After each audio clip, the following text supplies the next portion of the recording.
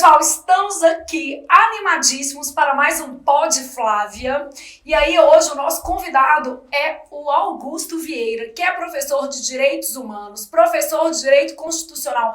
Aliás, gente, eu conheço o Augusto de outros carnavais, de uma época em que eu era novíssima, né, tipo ninfeta, nem tinha a Júlia ainda, né, depois ele assistiu a Júlia na minha barriga, enfim, isso é muito legal, porque a gente vai vendo o desenvolvimento de outras pessoas, né, outras carreiras. Então eu vejo tanto que o Augusto cresceu como profissional no mercado do direito, ele advoga, né, é um excelente advogado, e também como professor. Então uma honra tê-lo aqui, Augusto, para o nosso Pod Flávia, mas eu vou deixar o Augusto se apresentar a vocês.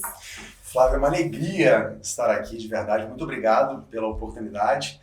E eu comentava com o Kimicati, antes de chegar até aqui, que nós começamos juntos, na verdade. Então, de fato, procede mais. Lá atrás, aquela história. Tipo, naquela, vamos comprar uma comida barata, que é o que nós temos neste momento. É o que dava, né? Uma época que eu dava história, eu comecei com história. E a gente lá atrás começou com preparatórios para as escolas federais, lembra disso? Cefet, Coltec, sim, bons tempos. Agora, a boa notícia disso, Flávia, é que isso nos deu oportunidade de conviver com pessoas que se preparam. Isso permite a gente ter muita vivência e autoridade para falar sobre preparação para concursos públicos.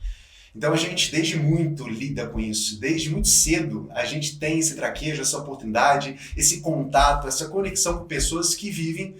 E eu não sei você, mas a sensação é que a idade pode mudar, mas as questões são as mesmas, as dores, as necessidades, as dificuldades de uma preparação são absolutamente as mesmas. Eu só incluiria uma coisa, a dificuldade de estudar sozinho, né? Porque o menino, às vezes, em casa, na nossa época, né? Vamos dizer assim, lá de Cefet, Coltec, idos, lindos, 20 anos que não voltam mais.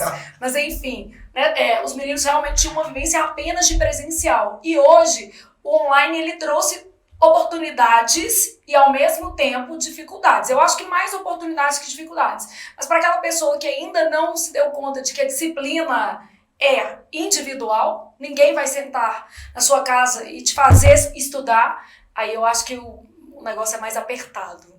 Mas, Flávia, você sente que essa necessidade presencial não é especialmente do candidato, da candidata de entrada, aquele que está chegando agora? Porque a disciplina, ela não é um dom. Mas muitas pessoas acreditam nisso. É uma habilidade que se adquire por necessidade. Essa é a verdade. Porque o presencial, ele vai te suprir algumas necessidades iniciais. Mas chega um momento em que ele não consegue mais suprir. E você precisa estudar. Exatamente. E a disciplina é uma necessidade. E aí quem percebe isso e começa a nivelar e aumentar o nível de preparação para conseguir, de fato, chegar a uma pontuação de aprovação e classificação, ele não quer o presencial. Porque ele percebe que ele precisa de uma coisa diferenciada. E aí o que ele vai fazer? Ele vai falar assim, em língua portuguesa eu preciso melhor, eu vou com a Flávia. Em direitos humanos, com Augusto. Ciclano. E aí ele começa a ter essa habilidade, essa autonomia. E ao mesmo tempo autonomia. Exatamente. É como se a gente fizesse, Flávia, olha só, o que é preferível? E isso é, de fato, no concurso. Pô, eu quero melhorar minha alimentação. Eu tenho que ter liberdade para saber o que eu vou ingerir. E ter essa autonomia de selecionar a minha alimentação que eu vou ingerir ao longo do dia. Se eu chego em um lugar e peço um prato feito, eu não vou escolher o que eu vou fazer. Agora, ou quando você vai a um nutricionista e ele te manda comer algumas coisas super exóticas que você realmente não tem a possibilidade de consumir. Então, quando você vai para um curso já fechado, modelado, um pacote completo, você não consegue selecionar.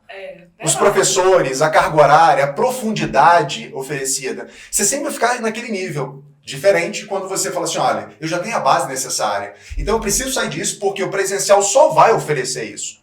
E ir para um nível maior.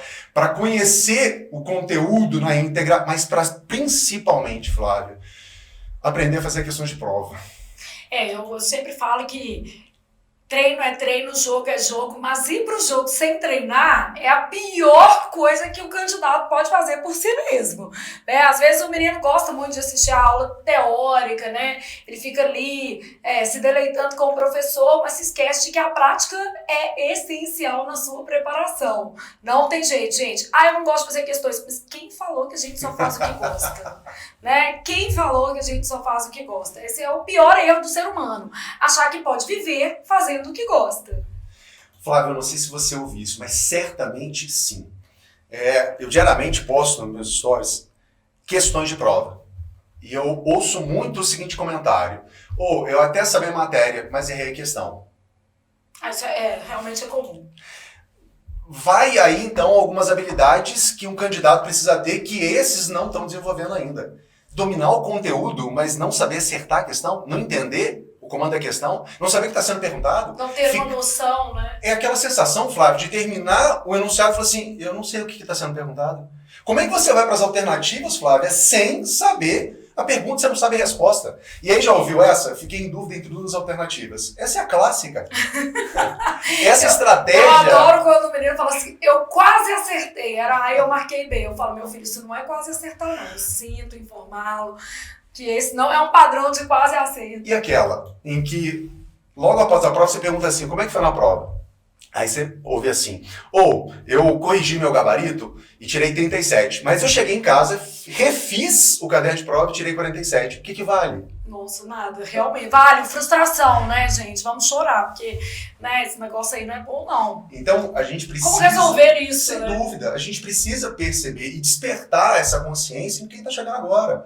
Porque senão, vai ter a necessidade que basta a boa vontade, o desejo, o sacrifício, sentar a bunda e existir uma aula expositiva. Ela é essencial, ela é a porta de entrada, mas ela não é o fim, ela não é o ponto final da preparação de um candidato. Com certeza. Então é necessário que a gente trabalhe isso.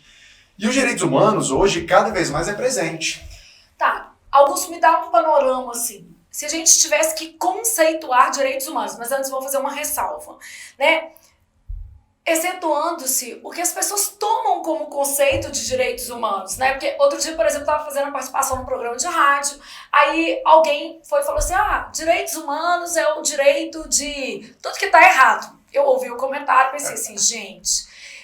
assim, chega a ser, eu entendo a noção do senso comum às vezes e tal, porque as pessoas obviamente gostariam de uma resposta maior aos problemas sociais que nós enfrentamos, à criminalidade. Então, às vezes, essa ideia de que você prende uma pessoa e amanhã ela tá na rua, obviamente passa ali pela lógica dos direitos humanos, mas não é isso, gente. Eu tenho certeza de que não é essa a face dos direitos humanos. E nem é a face cobrada em prova. Essa talvez seja a aplicação ilógica que as pessoas atribuem ao termo.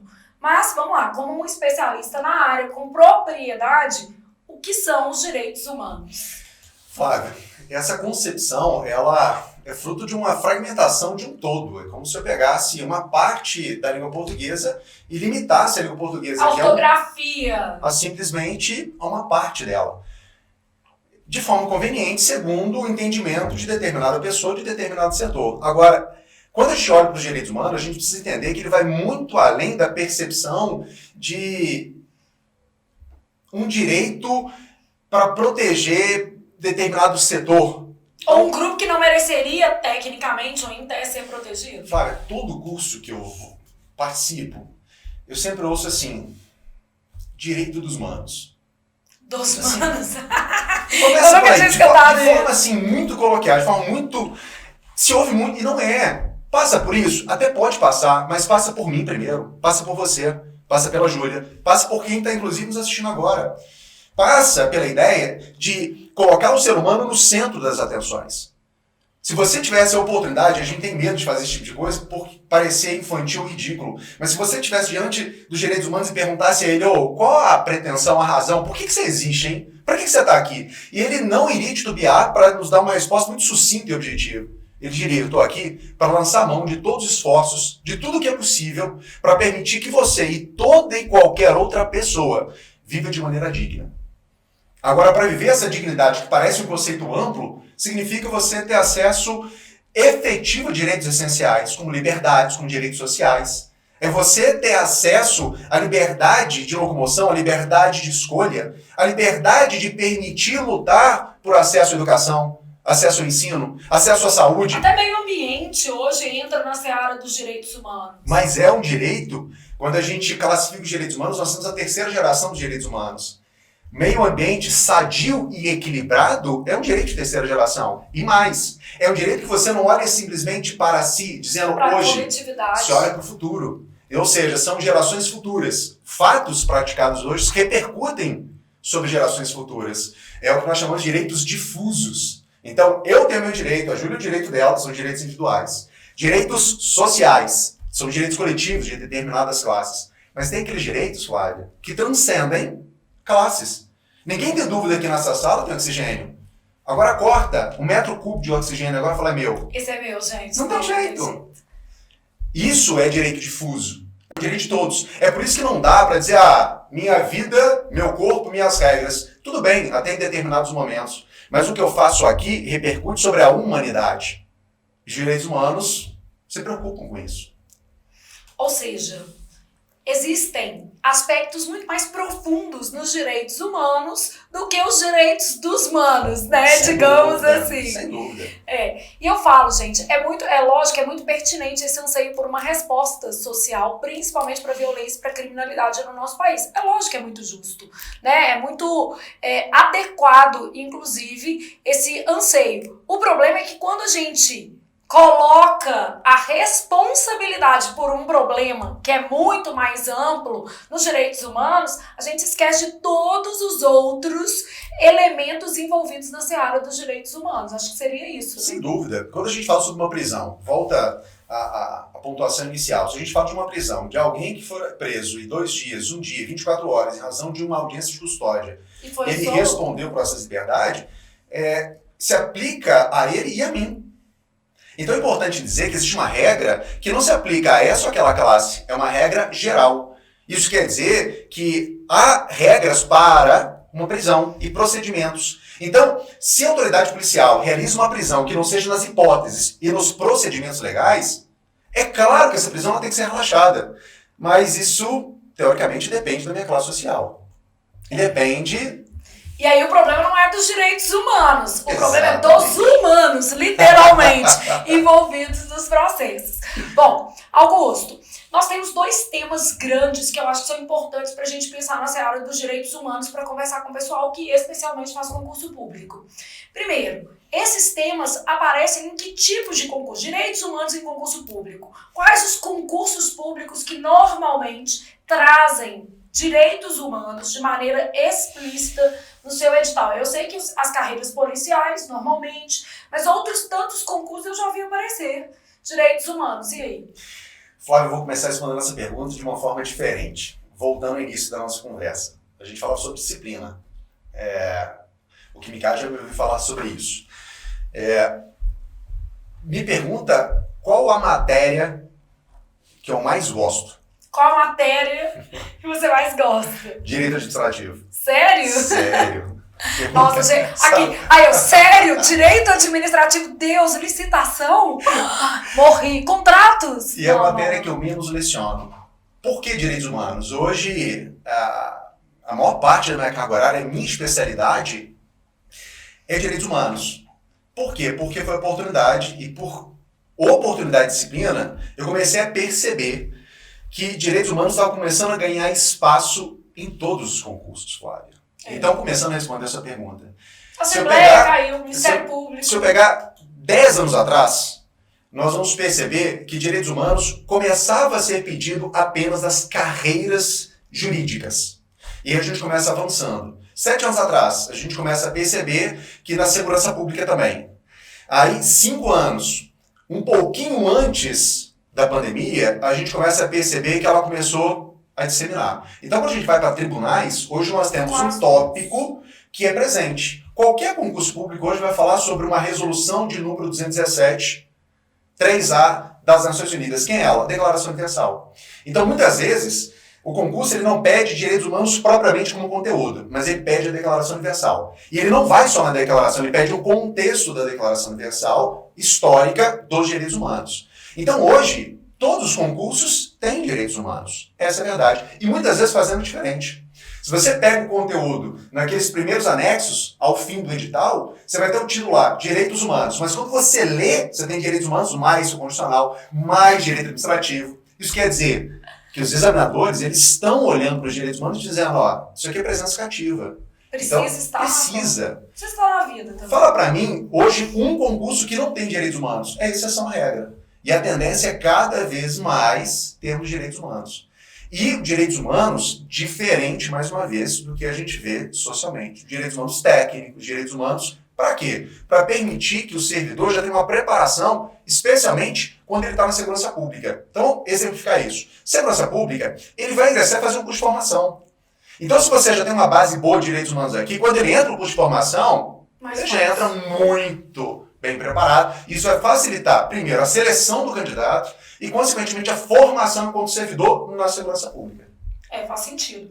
Dentre os conteúdos previstos para as provas de direitos humanos, eu dei uma olhada assim, bem vaga, em estilos de questões e percebi que algumas são muito técnicas. Perguntam, inclusive, o nome de um determinado tratado, né? Um tratado que fala desse assunto, papai. Gente, pelo amor de Deus, tem que saber os tratados, muitos tratados, né? E dei uma olhada, assim, vagamente para esse nosso bate-papo. Então, algumas questões acabam tendo, né, ali no meu raso entendimento, uma profundidade que chega a uma nomenclatura bem específica, e outras me parecem desdobramentos do próprio direito constitucional. São questões que a pessoa que estivesse ali com uma familiaridade maior em relação ao direito constitucional se sentiriam mais confortáveis em fazer. Qual a sua percepção como especialista? Como as questões de prova vêm e se de uma banca para outra há muita diferença? Há muita diferença. Porque no português, gente, uma banca para outra parece que você está em outra língua, né? Você está vendo outro idioma. Flávia, há muita diferença de quem está perguntando. Geralmente, quando eu recebo perguntas pelo Instagram, começa assim, Augusto, fazendo essa questão aqui, tive dúvida. Geralmente, minha resposta é assim, quem está perguntando? Qual é a banca? É isso que eu quero saber. Mas por quê? Você muda o tom conforme a pessoa que está perguntando? Sim. Porque eu não estou falando de uma pessoa, estou falando de uma banca. E conforme a banca, existe entendimento, existe parâmetro, existe uma referência. Então, muda muito. Agora, se a gente pega segurança pública, a gente começa a perceber um nível mais aprofundado. Vou exemplificar. Um erro crasso que acontece em Minas Gerais, eu não sei você. Polícia Civil de Minas Gerais. Eu ia falar que eu vi as questões que estavam perguntando sobre o nome de tratado. Eu falei, gente, são questões da Polícia Civil de Minas Gerais. Eram questões muito profundas. E eu vi até que as estatísticas de erro dessa questão foram estatísticas altas. Demais. E aí, vamos lá. Se você pega... Perdi a prova por conta de direitos humanos. O menino, nossa senhora, Jesus. Então vamos para as estatísticas e perceber a importância, o peso e o quanto isso vai representar no aproveitamento do candidato em prova. Se você pega das carreiras policiais da Polícia Civil aqui de Minas Gerais, você tem investigador, escrivão, médico legista, perito e delegado. Só um corte. Na prova da Júlia, vai cair direitos humanos. Eu falei com ela assim, assiste Augusto. Ela vai fazer o concurso de... Itabirito, né? Ela vai fazer o concurso de Itabirito, aí cai português, mamãe vai garantir o português, e cai direitos humanos. Eu falei aqui, não acho que você não precisa estudar não, porque é necessário. Mas qual cargo? Médica. Então, tá vendo? Qual cargo? Médica. Aí vamos lá, qual que é a pertinência temática disso? Tem a pertinência temática. Claro. E daqui a pouco a gente pode falar, inclusive, como base para as produções de texto. Mas se a gente volta aqui na Polícia Civil, a primeira coisa que a gente percebe é que 2011, escrivão, eram 5 questões. 2013, perito, 5 questões. Se a gente pega as últimas provas, sai de 5 questões de direitos humanos, vai para 10 questões. Só o dobro, né, gente? Um aproveitamento pequeno. Flávia, você talvez já passou por isso, e quantas são as pessoas que chegaram até você e disseram, eu fiquei por um ponto? Várias. Gente. E o ficar por um ponto dói no coração, por quê? Porque você consegue olhar e falar assim, eu perdi a oportunidade, e eu sei que eu seria capaz de ter não só 1, mas 2 ou 3 pontos. Isso poderia ser obtido em direitos humanos. Agora, qual o primeiro erro crasso que eu tenho na Polícia Civil? Que é uma resposta à sua pergunta. Quem organiza tradicionalmente? FUMAC. Aí eu ouço as pessoas dizendo assim, eu quero fazer prova da FUMAC. Tá fazendo errado. Tá fazendo errado. Por quê? Porque a Polícia Civil, quando contrata a FUMAC, inclusive por dispensa de licitação, Ela, no contrato, diz a seguinte coisa: eu vou entregar a você a organização e a logística do concurso. Língua portuguesa e informática, salvo engano, é a Profumar que faz. Mas noções de direito não é. Noções de direito, inclusive direitos humanos, é uma banca que a Cadepol indica e faz publicar, inclusive, quem é o examinador. Então a Cadepol ela tem um perfil próprio. E o que ela faz? Ela vai basear as questões de prova em referências bibliográficas. Tradicionalmente, uma referência, você vai lembrar dessa pessoa. É uma referência em direitos humanos, chamada Flávia Piovesan. Só que detalhe, o livro dela, Flávia... Gente, as Flávias arrasam. Flávia Bahia, Flávia Piovesan, Flávia Rita, altas Flávias aí no mercado. De fato. E vou deixar claro, sou fã das duas. Eu tanto também, a Flávia Bahia quanto a Flávia Piovesan. Ah, não, Augusto, vou querer fã das três, gente. Pode corrigir. Não, você sempre já foi. Sempre já foi. Mas o livro dela, Flávia, é até de doutorado. É uma referência mesmo. Então, eu sempre falo, gente, eu tô em dúvida do que citar na redação. Vamos de Flávia Piovesan, gente. Olha que lindo. E aí eu brinco com os meninos, vai ser fácil de lembrar, porque vocês já vão lembrar de mim, sou professora de redação, é só mudar o Rita por Piovesan. Piovesan é super chique o sobrenome. Dá pra enquadrar muita coisa aí na redação. Mas aí é diferente? Por quê? Você vai ter que ter uma preparação específica, focada, direcionada para essa banca. O perfil é diferente. Então, você só não pergunta na Polícia Civil o nome de tratado, você pergunta detalhes. E eu vou ser sincero, vou deixar muito claro, eu tenho dificuldade de fazer as questões da Polícia Civil. É porque são muito profundas. Eu dei uma olhada nas questões, gente, eu olhei e falei assim, gente, mas espera aí. A gente vai ter que saber o que foi falado nesse tratado, que nem é um tratado com status de emenda à Constituição, porque se ainda fossem os básicos com status de emenda à Constituição, você vai falar para esses daqui, eu tenho obrigação de saber. Agora, não. É um dos quantos tratados que tem lá? Um monte. Agora, a gente pode sair da Polícia Civil e ir, por exemplo, para a CESP. CESP é aquela banca que faz você duvidar de sua existência. Ela consegue, de fato, te perguntar uma coisa e falar assim... tá certo, mas quando tá certo eu acho que tá errado. Então eu vou de errado porque sempre é uma banca que vai exigir uma interpretação. Agora, que é uma banca que eu gosto muito de direitos humanos, Fundação Getúlio Vargas. E a Fundação Getúlio Vargas vai fazer agora o concurso da Secretaria de Educação a esse tema na prova. Eu garanto que vai ser um tema bastante explorado, né? E em outros tantos concursos da FGV também a temática dos direitos humanos aparece. Ela é capaz... Flávia, de pedir direitos humanos num tom em que ela de fato avalia. Eu gosto disso. Por que eu gosto disso? Você tem que interpretar, né? Tem uns casinhos. Um candidato que ele vem de uma preparação, vamos lá, nível Flávia Rita, ele aprendeu. Ele não tem apenas base. Ele está em alto nível. Aí ele vai ser avaliado por uma banca que mal pergunta. Que pergunta uma mera literalidade. Então o aluno de entrada ele consegue acertar, e o aluno de alto nível consegue acertar, a nota de corte aumenta e, consequentemente, você não é avaliado. E não diferencia também, né? FGV pede literalidade como todas as outras bancas, mas a forma dela pedir diferente. É inteligente. Ela vai pegar um tema e vai criar um case. Ela vai fazer você interpretar, raciocinar e vai colocar as alternativas como literalidade. Mas para você chegar naquela literalidade, você tem que entender o enunciado. Eu só vi vários estudos de Então, caso. ela é, sem dúvida nenhuma, das bancas para melhor avaliar. Então, ela vai avaliar bem o candidato. Um desabafo, gente. Isso não vale para o português. Porque é a pior banca dos últimos tempos para o português. Por quê? A FGV ela tem uma linguagem muito própria na prova de português. E eu nem estou dizendo que a prova não é inteligente. Ela é uma prova inteligente. Só que ela oportuniza poucos candidatos que de fato se prepararam. Por ela cobrar uma interpretação um pouco mais subjetiva e uma linguagem contemporânea, que a gente fala da norma padrão e a gente tem uma norma urbana culta, que seria muito mais próximo do que a FGV cobra. Então, como ela ultrapassa a linguagem e vai para a sociolinguística e vai para essa norma urbana culta e uma interpretação mais extrapolativa, são habilidades que, para serem desenvolvidas, vão requerer um tempo maior de preparação. E principalmente com questões. Outro dia eu estava falando isso com um aluno, falei que não adianta, a FGV você tem que acordar todos os dias fazendo uma prova. Enquanto você insistir em assistir uma aula teórica de crase, você não vai melhorar, porque ela nem vai cobrar crase. Ou se ela cobrar, vai ser diluída em alguma outra questão.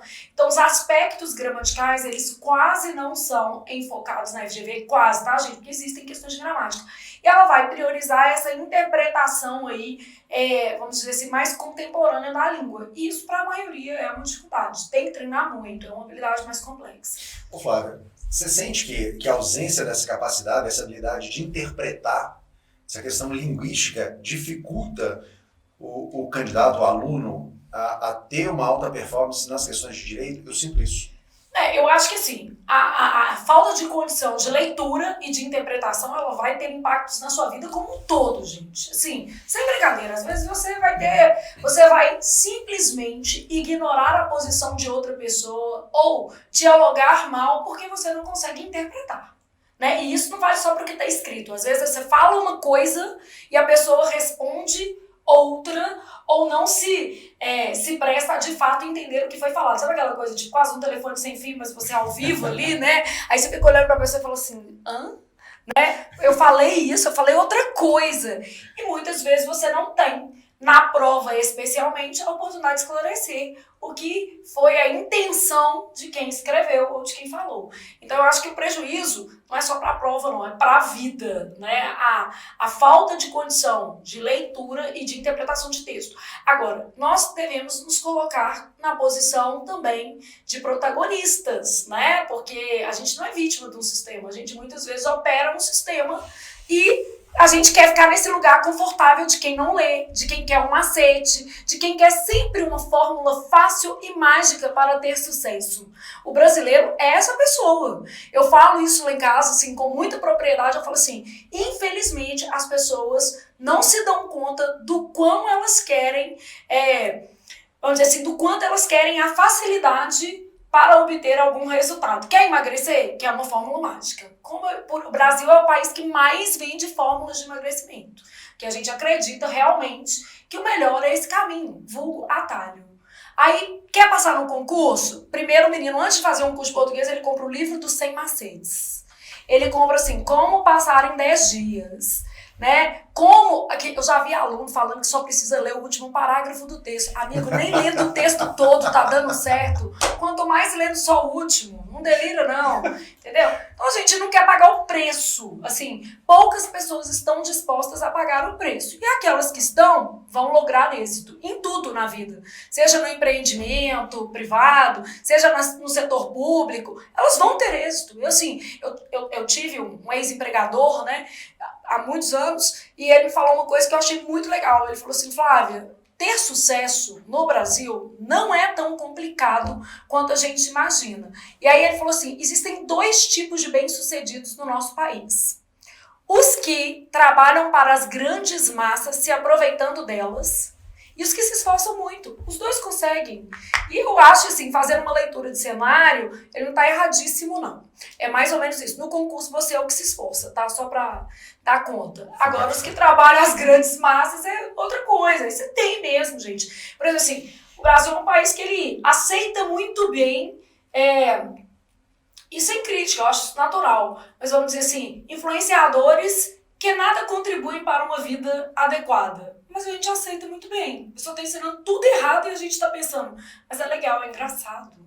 Tudo bem. E não quer dizer nem que eu não ouça nada, não. Às vezes eu até ouço e penso, gente, Jesus. O que eu vi ontem que eu falei assim, não, eu acho que eu vou querer fazer isso. Ah, como é que chama aquela menina que eu falei que eu não sabia o nome? Ah, Júlia, é uma que você falou que a barriga dela é pra tipo, invertida, casada com um cantor? Virgínia, aí ó, viu? Alguém sempre pra me salvar. Aqui, não, e meu marido ainda virou e falou assim, eu sigo Alexandre, quem é essa Virgínia que você segue? Aí eu lá no Instagram. Gente, disse que a mulher ganhou em uma live, tipo 4... Não, eu não vou saber o número que eu vi. Uma colega meu me mandou, falou assim, amiga, tem certeza de que você quer dar aula de português? Eu falei, não é uma questão de querer, né? Deus me fez assim, eu nasci assim. Não tem jeito, eu não tenho mais como ter 20 anos e nem a barriga dela. Então não vai rolar de fazer outra coisa nesse momento da vida. Mas, enfim, contudo, entretanto, todavia, dá dinheiro também, tá vendo? E ela é bem sucedida. E não é uma crítica, gente. É porque nós temos um cenário de ou muita facilidade ou de esforço. É o que tá vingando. Mas quantas pessoas você conhece que com muita facilidade foram aprovadas em bons cargos? Isso não vale para concurso, eu já falei. Deixa isso bem claro. Para concurso, para deixar claro, gente, isso vale para quem gosta de malhar, ter uma barriga invertida, ou é muito engraçado, ou tem um bumbum muito bonito, que tá disposto a ir pro OnlyFans. Já até pensei em criar um, mas aí inventaram. Não, tô enchendo o saco, mas ao mesmo tempo eu falo, olha, é complexo, entendeu? Corrigir redação é complexo, mas enfim. Já pensei em várias coisas, isso também dá dinheiro, mas não está na sua lógica. A sua, meu filho, é igual a minha, é igual a do Augusto. É o esforço, mas dá certo, dá resultado. Ô Flávio, eu sinto que no concurso não se entende que é um processo. E esse processo, ele pode ser... Acho que no início o menino não entende, mas quem persiste entende. Porque muita gente vai desistir pelo caminho. Ele vai ter que perceber, ele vai ter que perceber. Mas ele vai ter que perceber que, inclusive, esse processo ele tem uma fase chamada deserto. E solidão também, né?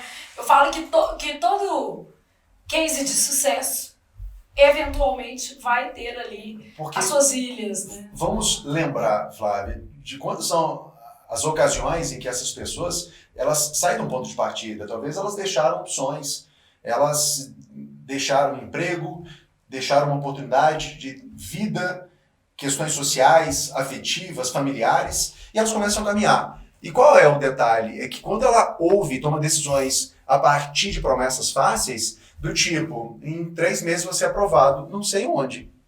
Não, pode acontecer. Tudo bem, mas essa não é a regra geral. Mas essa não é uma regra geral. Eu não posso aplicar isso de forma generalizada a toda e qualquer pessoa. Claro que eu vou ter pessoas que têm uma capacidade de raciocínio, de percepção, de absorção de conteúdo muito fácil, que em 30 dias ela vai conseguir. Mas isso não é regra geral. E outra coisa, as pessoas, às vezes, ela tá ali em 30 dias e com 30 anos de bagagem, em boas escolas, né? Então a gente tem que... Você tem essa diferença. Mas aí quando ela chega e tem a primeira reprovação, a segunda, a terceira, e aquele grupinho que começou com ela desistiu. Por razões, e todas as pessoas têm as suas motivações, está tudo certo.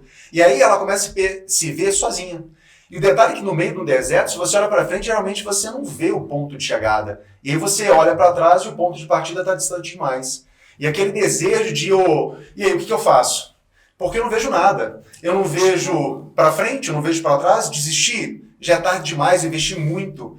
Então é nessas horas que você percebe de fato que não tem decisões fáceis. E vai se pagar um alto preço, mas que vale muito a pena. Agora, essa caminhada que a gente adora chamar de jornada e tá tudo certo, é muito importante, Flávio, que a gente tenha pessoas ao lado. Pessoas que nos permitam, inclusive, nos lembrar das razões. E dizer, vamos continuar?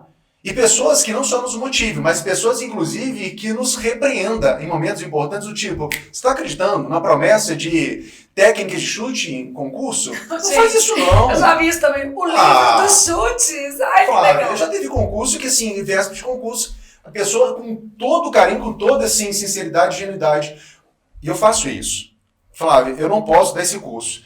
Indico fulano. Você conhece Beltrano? Não. Me manda o material, deixa eu ver. E aí eu recebo o material, o Júlio dizendo assim, 10, como é que era? Eu não lembro a chamada, mas eram técnicas de chute. Eu falei, eu não sei quem é pior. Se sou eu que estou gastando tempo com isso, ou se você me pedir esse tipo de coisa. Não existe. E detalhe, eu fui gastar tempo. Eu gastei tempo, eu fui assistir acho que uns 15 minutos. E a primeira técnica era, padrão, na dúvida, observe que as primeiras alternativas tendem a ser as corretas. De onde você tirou isso, Flávia? Qual estatística? Sabe o que é isso? Isso chama-se teoria suvaquiana. Você sabe a origem disso? Não. Tirou do sovaco e colocou lá. Só pode! Isso não existe! Não, e tem gente que acredita nisso. Gente, piamente. Isso aí eu falo. Tem. Aqui, gente, numa boa. Alexandre, meu marido é uma pessoa... eu gosto de falar porque o Alexandre, tudo, eu falo que assim, eu tenho certeza de que propaganda enganosa, diga-se de passagem, né, funciona por conta do Alexandre. Aqui, ele já comprou um negócio que prometia ficar com a barriga do Cristiano Ronaldo. Eu postei isso na internet. Isso aí você lembra, não, Júlio? Ele comprou uma aparelhinha, pagou, isso é verdade, pagou R$500, faltando uma semana. Tá gente, deixa eu explicar. Faltando uma semana pra gente ir à praia. A gente fala, vamos viajar pra praia. E chega um aparelho em casa. vi, nome do Alexandre, como esposa que sou, aquela pessoa nada enxerida, abri, né? Falei assim, Alexandre, Somos uma só tesoura, coisa. né? Somos um só corpo, um só espírito. Cortei o negócio, quase que eu corto o aparelho. Que isso, Alexandre? Não, que a gente vai pra praia semana que vem, eu comprei esse aparelho, eu a nota fiscal, R$500. Eu falei, o que é isso, Alexandre? Você gastou R$500 nisso aqui? Não, porque isso vai dar uma enrijecida no meu tônus muscular e eu comprei um pro braço também. Eu falei, o que é, Alexandre? Eu não entendi. E ele com um copo de cerveja, gente, eu juro por Deus. E o aparelho ligado. Falei, não, Alexandre, eu vou ter que... Ele não tem que fazer esforço, não? Na cabeça dele, né? Ele poderia comer e beber livremente e a barriga do Cristiano Ronaldo simplesmente ia sair, né, de Portugal e vir a barriga dele, se acoplar à barriga dele, só pode ser. Então, eu acredito em propaganda enganosa. Não que eu caia em muitas, porque eu sou muito cética. Mas eu vejo que muitas vezes o aluno busca essa facilidade. E aí você tem dois caminhos. Aquele que começa pela facilidade e desiste, porque ele fala assim, não é fácil mesmo, e eu não sou uma pessoa forte. Então ele desiste. E aquele que, às vezes, começou no viés da facilidade, mas percebeu que, né, literalmente falando, o buraco, né, não era tão assim lindo. Então, basicamente, aquela pessoa que procura as possibilidades de realmente voltar a ter um estudo mais profundo, né, dar um passo atrás e, a partir desse estudo mais profundo, se dedica e passa. Porque se a pessoa estiver estudando, vai passar. Sem dúvida. Em direitos humanos, Flávia, se a gente voltar e se lembrar da primeira premissa, que direitos humanos está presente em todos os concursos, a minha sugestão, faz um curso que te dê base, aprende direitos humanos, domina essa matéria por uma única razão. Porque essa vai ser uma matéria, primeiro, pilar, ela vai ser presente em todos os concursos, e aí o que você vai fazer? Conforme você for segmentando a sua carreira, e é sugestivo que você escolha tribunais, segurança pública. E aí, você simplesmente, conforme o concurso for pintando, você vai modelar o conteúdo que você já domina segundo o perfil daquela boa examinadora. Então, direitos humanos vai permitir esse tipo de coisa. Eu tenho, no meu concurso, uma questão discursiva, análise de caso. Eu tenho redação. Flávia, você pode pensar qualquer tema agora, de forma aleatória, que dá para tratar a partir dos direitos humanos. Isso não é privilégio dos direitos humanos, isso é uma realidade. É porque ele envolve tudo, claro, né? Eu falo claro. Isso. Vamos partir para o tema redação, Augusto, que eu acho que redação é sempre uma pedrinha no sapato. Também não existe mágica. O aluno quer se submeter a uma prova de redação sem nunca escrever uma redação. E não quer se submeter a uma correção, né? Eu prefiro ser avaliado apenas no dia. Não é muito legal, gente. Até noiva faz prova, né? Faz prova de maquiagem, prova do vestido. Até noiva faz prova. Então, por favor, faça uma prova, né? Nesse caso, façam alguns testes, se submetam a processos de escrita para que vocês não fiquem desapontados com o resultado no dia do juízo final, né, no dia do seu concurso. Então eu acho assim, a redação ela é muito importante e geralmente em muitos concursos ela tem um peso muito grande. Existem concursos cuja redação vale 100 pontos e o certame 60. Aí você fala assim, peraí, nossa senhora, nós temos uma prova objetiva com 60 pontos e a prova discursiva com 100 pontos. Isso não é raro, né? Bom, na redação, você acha que dá pra gente encaixar direitos humanos? Você acha que é viável? Não só é viável, como é aconselhável. Se você, voltando, ter e dominar essa base sobre direitos humanos, você fala sobre qualquer assunto. Qualquer assunto. E você pode fazer isso na introdução, você pode fazer isso no desenvolvimento, você pode fazer isso na conclusão de uma redação. Dá pra... Dá, e detalhe, não precisa ser técnico, não precisa ficar citando o segundo, o artigo 6º, o artigo 5º. Você pode fazer isso. Você pode citar fazer só a isso. Declaração Universal dos Direitos Humanos, porque tem que colocar referência, gente. Pode. De acordo com a declaração, vamos começar uma frase. Aí o Augusto vai terminando, tá? Vou pensar nos termos e ele vai pensando. De acordo com a Declaração Universal dos Direitos Humanos, aí eu vou começar com o meio ambiente. Posso inserir aí um difuso? Olha que palavra bonita, gente, para sua redação. E legal. Meio ambiente na Declaração Universal não é previsto ainda. Não, eu peguei justo um. Tá vendo? Aí, tenta imaginar, você pega um redator que domina, um corretor que domina isso. Melhor não pôr, tá, gente? Não põe coisa que não... Agora, o que você pode fazer? Olha que legal. Como você domina a Declaração Universal, você vai se lembrar que a Declaração Universal ela é produzida num contexto em que não havia direito de terceira geração. Mas você vai se lembrar que quando publicado no pós-Segunda Guerra Mundial, ela já olhava para o futuro. Então você vai permitir... Ou muda a referência. Claro. Pode colocar assim. A Constituição.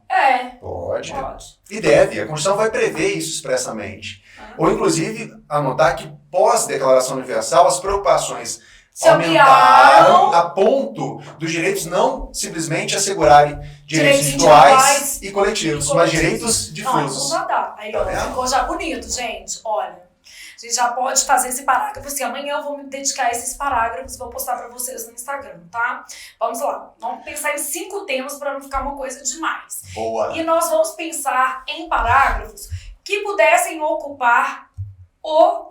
Vamos pôr na introdução, porque o menino sempre acha mais difícil começar o texto. Então a gente vai pensar assim, olha, eu preciso apresentar o tema, a minha tese, e aí no caso vou pensar que o meu tema vai ser meio ambiente, e aí eu vou trazer que, embora, aí tem que ser um conector concessivo, embora a Declaração Universal de Direitos Humanos não previsse explicitamente o meio ambiente no seu rol de direitos assegurados, aí... Vou pôr uma vírgula e vou continuar com as ideias do Augusto, né? Falar que esses direitos difusos passaram a entrar aí na lógica dos direitos de terceira geração. Ô Flávia, se eu ler isso aí, meus olhos enchem de lágrimas.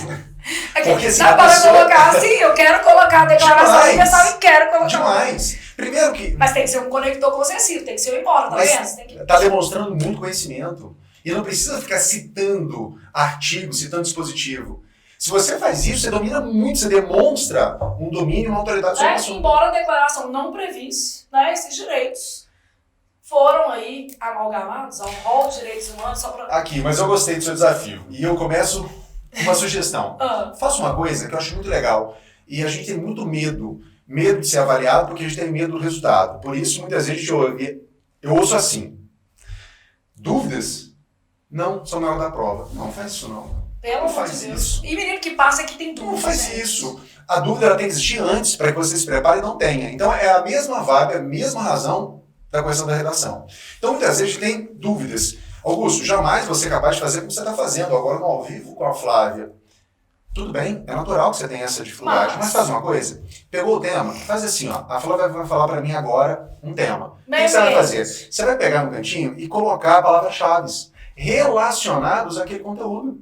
E pronto, aí você vai dissecar do seu jeito, da sua forma. Mas você precisa pensar pelo menos de 2 a 3 palavras-chave para permitir introduzir e desenvolver e concluir. Então já sabe que o conector tem que ser embora a Declaração Universal não faça referência explícita ao meio ambiente no seu rol de direitos. A gente sabe que eles já foram associados ali como direitos difusos de terceira geração. Ótimo, então assim, para deixar claro, Flávia não me falou sobre quais são os temas que ela vai falar agora. Até você pode tirar agora. Até porque como pessoa planejada que sou, né, eu estou inventando agora, mas os meninos sabem porque eu estava a tarde toda ao vivo, logo a gente já sabe. Gente, eu tenho uma noção, eu li as questões de direitos humanos para participar desse podcast aqui hoje com o Augusto. Bom, meio ambiente. Agora eu vou falar um que eu acho super legal, porque a gente já pode dar até uma dica de vocabulário. Vamos falar das pessoas com deficiência. Gente, não é legal usar portadores de deficiência. Inclusive tem uma lei estadual, né, um projeto de lei já alterando essa nomenclatura nas legislações de Minas Gerais. Então, primeira coisa, vamos tirar o portadora de deficiência e vamos falar pessoas com deficiência. Ai, Flávia, mas isso aí, você não acha que é um preciosismo? Só te lembrando, no TRT, você lembra qual foi o tema? Politicamente correto, tá, amigo? Então, pode querer fugir, pode chorar, pode espernear, mas um dos temas foi politicamente correto. Aqui a gente teve o TRT Minas, né? E o outro tema foi a questão do machismo estrutural e do patriarcado dentro da nossa sociedade. Então, gente, eu sei que esses temas, às vezes, são temas que vão, assim, para searas muito ideológicas. Fuja disso. Nosso assunto aqui é redação. Então, deixa a seara ideológica de lado e vamos para a seara lógica. Como estruturar um bom texto né, cujo tema, por exemplo, trouxesse aí pessoas com deficiência. É igual pessoa em situação de rua. É melhor do que você falar morador de rua. E esse politicamente correto, ele pode não trocar a realidade da pessoa. Eu concordo plenamente quando a gente fala assim, mas isso no fundo não traz um arrefecimento dos problemas sociais. Mas, contudo, entretanto, todavia, na sua redação vai ficar melhor. Então a gente está falando de redação, a redação. E na vida pode até não arrefecer os problemas, mas talvez seja uma nomenclatura mais digna, né? Mais respeitosa. Flávia, deficiente. Eu notei 3 coisas importantes que eu acho que poderiam ser trabalhadas. A começar pela nomenclatura que você já abordou, né? Você pode trabalhar o porquê da impertinência. Porque falar portador de deficiência é equivocado. Por uma única razão, o que é deficiência? Né? Aí a gente começa a trabalhar o conceito de deficiência. Deficiência, hoje, é um conceito dinâmico e evolutivo. Então, a deficiência, no fim das contas, ela vai fazer com que uma pessoa tenha ou não acesso às mesmas condições que uma outra pessoa que não tem aquela mesma realidade tenha. Então você está falando sobre o quê?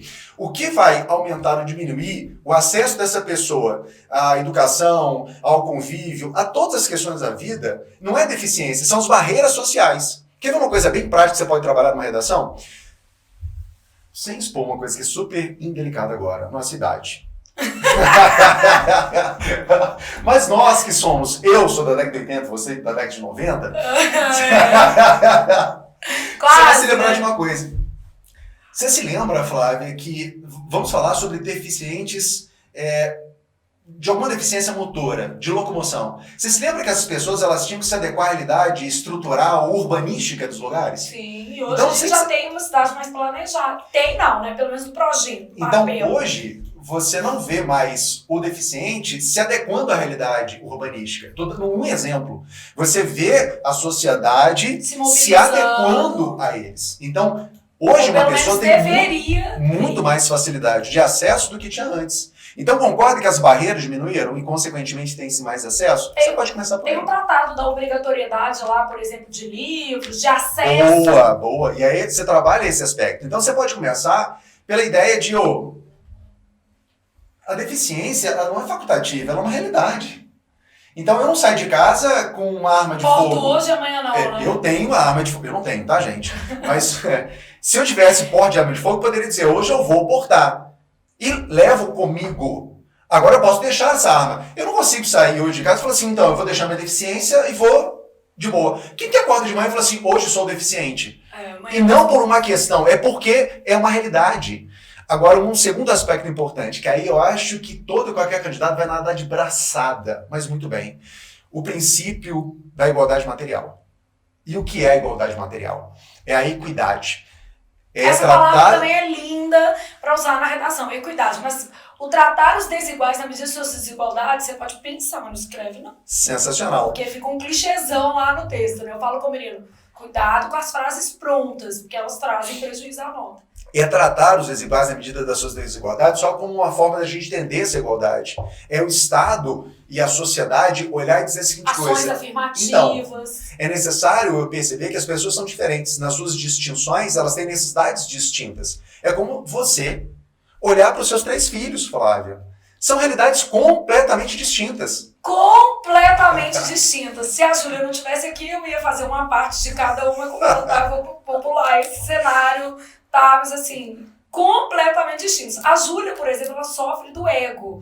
Hoje é a 10ª vez. Eu ia poupar a Júlia, mas não vou poupar. Mas ela não conseguiu poupar. É a 10ª vez que a Júlia fala que ela é a melhor filha, que ela é a filha que eu... Gente, teve um dia, eu juro pra vocês, a Júlia esperou os irmãos saírem, tá? De um evento, de um churrasco. Alguém me fez uma pergunta super impertinente na frente dos 3. Falou assim, qual é o filho que você mais gosta? Aliás, esse amigo nosso, ele tem algum problema. Ele também tem 3 filhos. E a gente brinca que ele deve ter um preferido. É óbvio ele não consegue. É óbvio. Não, toda vez que ele vai lá em casa, a primeira coisa, ele bebe um pouquinho, ele fala, Flávia, mas qual que é o seu filho preferido?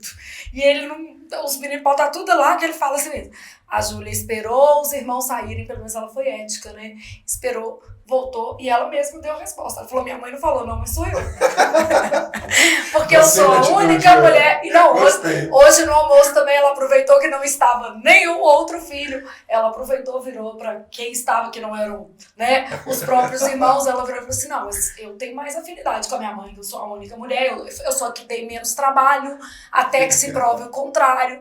Então, eu acho que sou eu. Ela levou e ela... Isso aí, Júlia, a gente tem que ser afirmativa. Mas olha que legal. Ainda que sejam 3 filhos, você vai tratar os 3 de forma distinta segundo a realidade.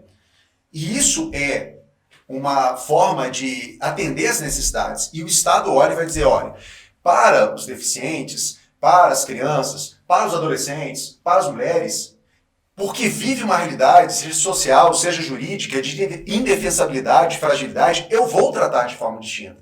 E aí o Estado vai praticar intervenções, a começar por medidas legislativas. Então nós temos um estatuto para as pessoas deficientes, porque é necessário. E tem um detalhe, idoso, o que a gente ouve demais, Flávia, eu não ouço as pessoas dizerem o que elas poderiam dizer. A gente ouve assim, como forma de proposta, numa conclusão de uma redação.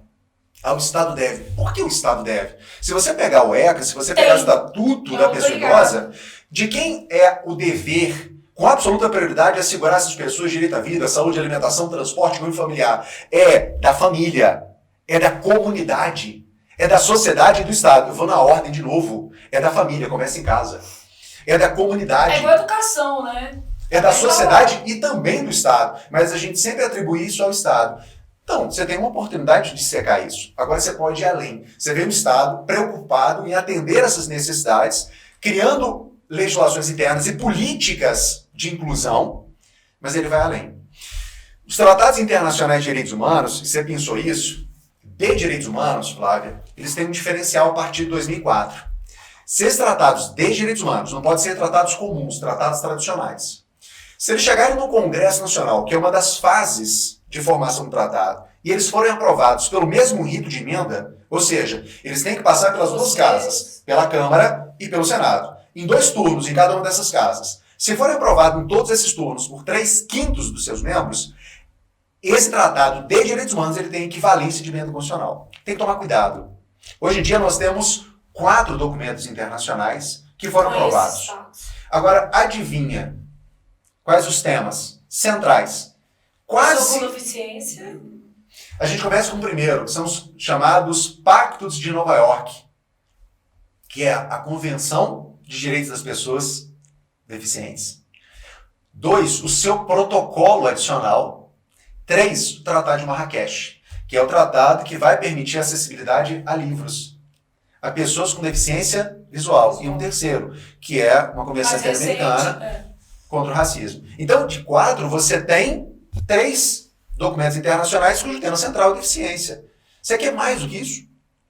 Então, olha quanto nós temos em deficiência para trabalhar. Então, conteúdo, isso assim, porque a gente limitou em 3 tópicos aqui. E poderia trabalhar em muito mais do que isso. Aproveitando que você falou desse último tratado que foi aprovado com status de emenda à Constituição, né? E, gente, aproveitando aqui, ó, emenda à Constituição melhor do que emenda constitucional, tá? Existem explicações gramaticais para isso. Esse termo, emenda à Constituição, a Constituição está sendo emendada, portanto, ela é passiva. E, nesse caso, é um complemento nominal. A gente não deve usar emenda constitucional. Na redação, na vida real, na aula do professor de direito, se você falar, deixa de ser chato e deixa o professor falar do jeito que ele quiser. Porque depois o menino tá lá.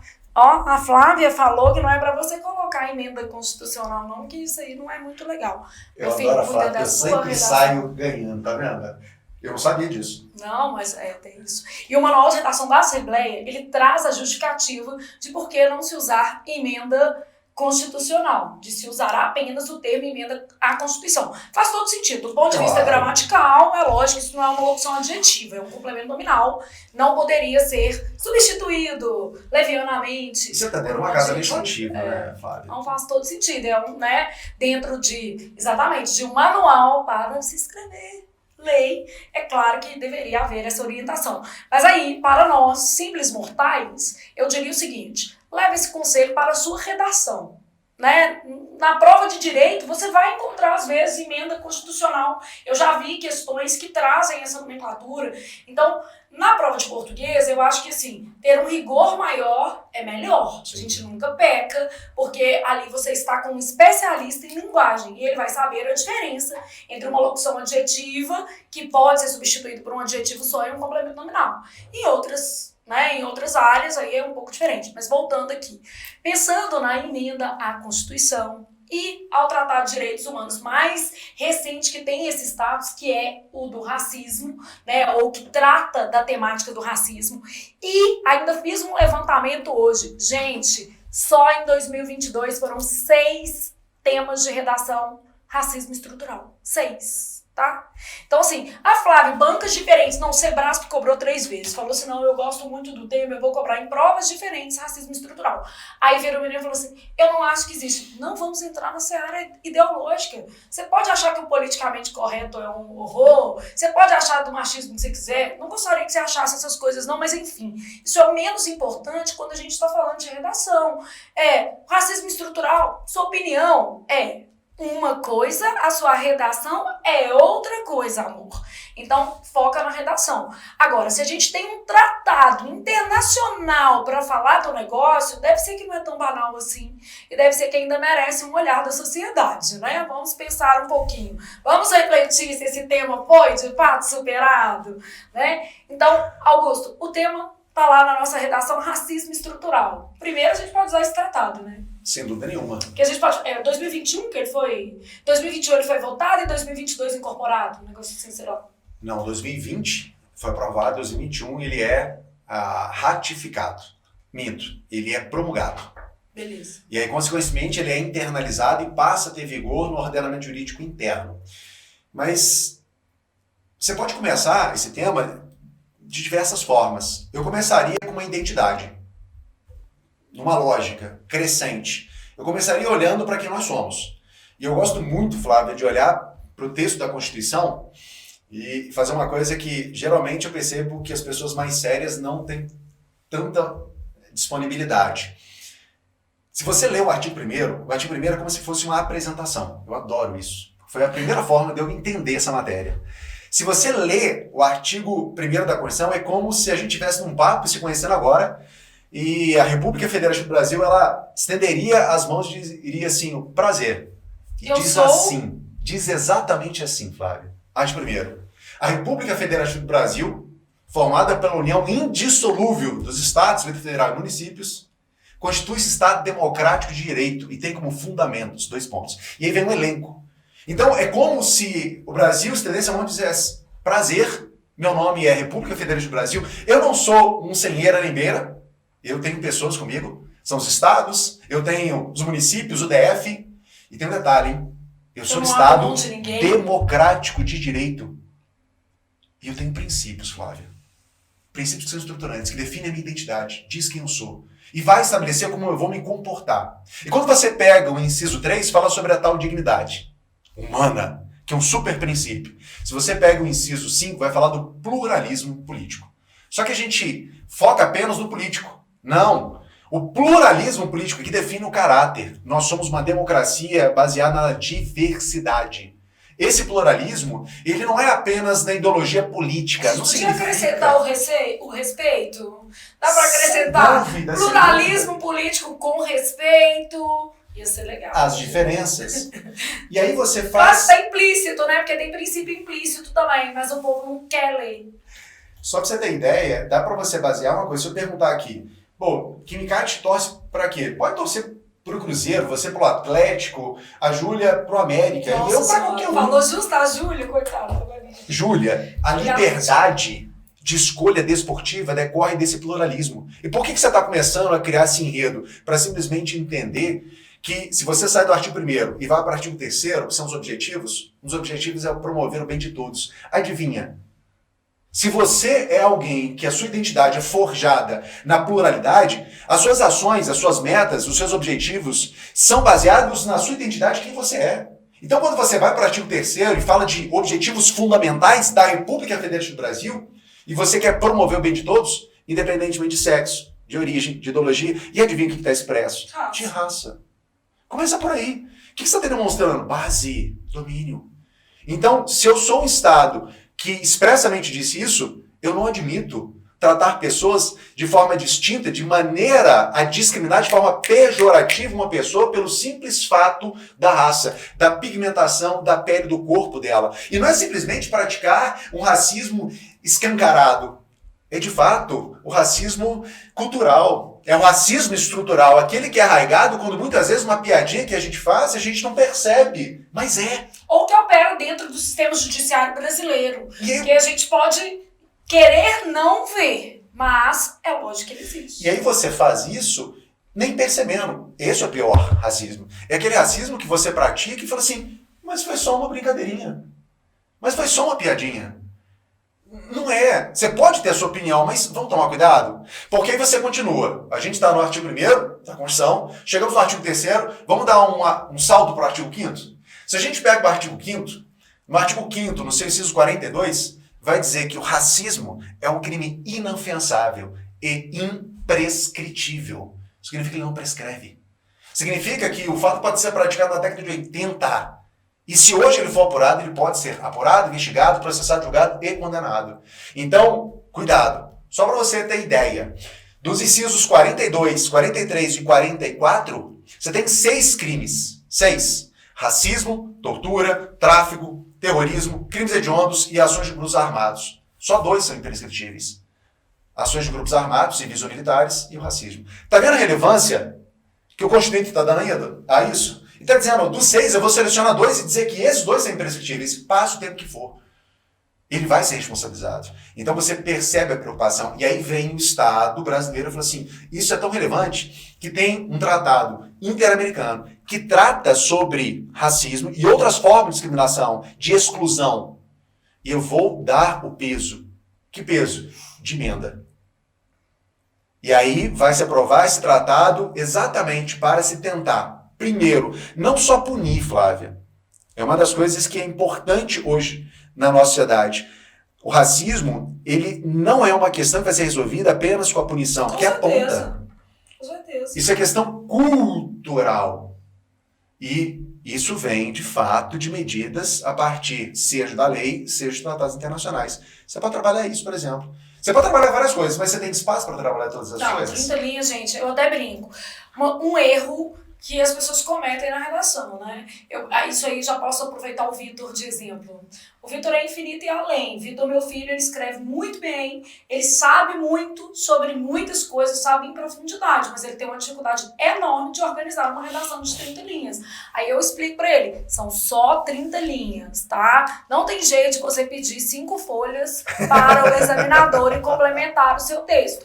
Então o texto dele parece que nunca tem fim. Ele começa num desenvolvimento já, porque ele já começa muito profundo, tem uma dificuldade de colocar uma introdução às vezes um pouco mais superficial, e o texto parece que vai sempre ser desenvolvido e não acaba nunca. Esse é um problema, né? Eu brinco, eu falo assim, é um aluno que às vezes ele sabe muito, mas ele tem dificuldade de organizar e selecionar as ideias na hora de escrever uma redação.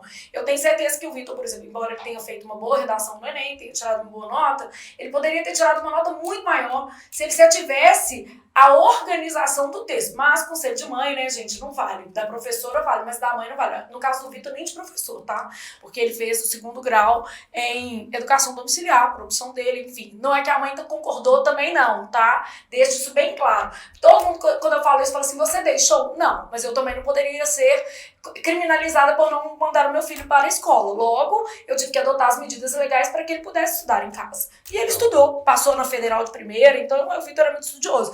Mas é isso. É um fluxo contínuo de informações e uma dificuldade de fazer um texto com ideias concatenadas que tenha início, meio e fim. Não cabe tudo em 30 linhas. O aluno precisa selecionar a argumentação. No caso de racismo estrutural, uma coisa que eu acho que é sempre muito importante ser apontada neste texto é que esse racismo, ele faz parte do próprio Estado e da maneira como ele administra. Então, por mais que a gente não perceba, ele está na estrutura do Estado. E eu acho que entre as possibilidades que você tem de exemplificar, o judiciário é um bom exemplo, porque a gente tem uma população carcerária predominantemente negra, e aí, usando a nomenclatura do IBGE, negros incluem pretos e pardos, né? E a gente sabe que essa marginalização, ela também incide um pouco mais em relação a esse grupo. A mesma coisa acontece com o uso das forças policiais. Isso não é, gente, uma ilusão. Ai, a gente acha que tudo... Existem, obviamente, exceções, existem exageros, existem tudo. Eu falo que para cada coisa importante, existem outras 100 irrelevantes que a gente junta no pacote e quer levar, às vezes, para a redação e às vezes para a vida real. Não vale a pena nenhuma coisa nem outra. Porque, às vezes, é um assunto importante que precisaria ser debatido em profundidade, na sua redação com um pouco mais de clareza, limitando-se ali a um escopo argumentativo, e a gente quer falar do detalhe, né? Ah, mas fulano inventou, fulano foi aprovado na cotas para negros no concurso X. Tem também, mas aí o problema não é a regra, é a pessoa, né? O problema está muito mais no humano do que propriamente nos direitos humanos. Sensacional. Né? Então a gente tem que sempre pensar nessa questão. Ah, Flávio, mas hoje em dia tem cotas para tudo. Você concorda com todas? Gente, o espaço aqui é curto para opinião? Com todas, não. Com muitas, sim. Então, eu acho que, assim, existem ali questões que precisam ser trabalhadas. Toda política de cotas, né, como toda política pública, ela precisa ser repensada ao longo do processo, analisada, observando-se a sua efetividade. Ela tem que ter um prazo para começar e um prazo para terminar. Isso é fundamental, né? Que se saiba. Porque as pessoas acham que as políticas de cota não têm esse prazo. Tem. Então, elas têm prazo para começar, prazo para terminar. Elas têm uma estruturação para permitir a medida da utilidade daquela política pública. O nosso problema é que a política no Brasil ela é frágil, e não é a política pública, é a política como um todo. A começar pelo enfrentamento, por exemplo, de alternância de políticas públicas em função de governo. A gente acaba não tendo muitas políticas de Estado e tendo aí as oscilações a partir dos desejos de qualquer um que esteja no poder. A esquerda, a direita, ou qualquer um, gente. A gente só não para olhar para a necessidade mesmo e vai olhando para a alternância. Isso você pode colocar no seu texto. Faz sentido, né? Que a gente trabalhe mais políticas de Estado e menos políticas de governo. Flávio, eu acho que eu não vou acrescentar nada no que você acabou de dizer. Tem um autor, ele é do Mato Grosso, ele não é mato-grossense, chama-se Valério Mazzuoli. E ele fala muito sobre isso, educação e direitos humanos. A ideia de direitos humanos não pode ficar à mercê de políticas de governo, mas sim tudo, política né? de Estado, ponto. Trabalha isso numa redação que você vai conseguir muito bem. E é importante, a gente acha que não, mas é importante, né? Bom, vamos para o nosso quarto tema, porque Augusto daqui a pouco vai falar, mulher, eu tenho que ir embora. A Júlia vai falar, mãe, olha, você não tem dinheiro para me pagar esse tanto de horas, não, entendeu? Então aqui, ó, nosso quarto tema, eu vou pegar uma coisa que eu acho que é bem diferente, mas que comporta ali, quando a gente vai pensar na lógica dos direitos humanos.